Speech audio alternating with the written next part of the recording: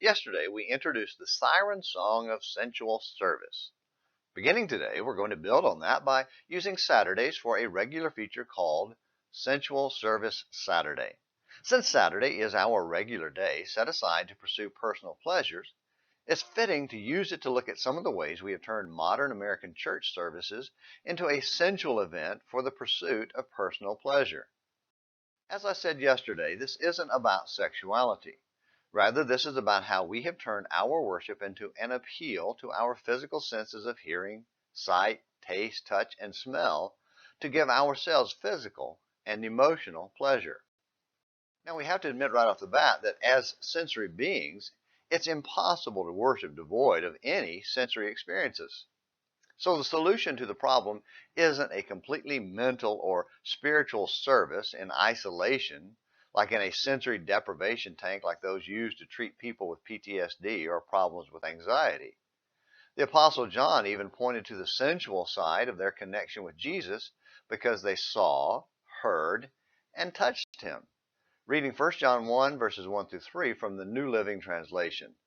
We proclaim to you the one who existed from the beginning, whom we have heard and seen. We saw him with our own eyes and touched him with our own hands.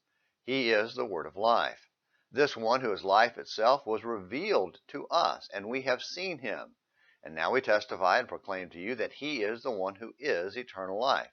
He was with the Father, and then he was revealed to us. We proclaim to you what we ourselves have actually seen and heard, so that you may have fellowship with us. On top of that, we see each other when we go to church. We look at the words in the Bible and songbooks. We touch each other by shaking hands and hugging. We smell the aroma of fellow human beings, the building, even the communion, grape juice, and unleavened bread. We taste that bread and fruit of the vine. We hear the songs and hymns and prayers. Those are all God-given sensations that are part of who we are as human beings and part of our worship experiences. But is it possible for the physical experience to become the goal or purpose of the worship activities? Can we follow the siren song of sensual service? In modern America, there's a growing bias against traditional worship. Many consider it to be boring, dry, and unappealing. Our youth-driven culture is turning worship into a surround sound, sensual experience to appeal to the modern American child or the adult's inner child. Some churches have two separate worship periods, one traditional and the other contemporary. We must make worship about God because any worship, even contemporary, can become stale if the heart is not right. Just read 1 Corinthians 11, verse 30. Don't be seduced by the siren song of sensual service.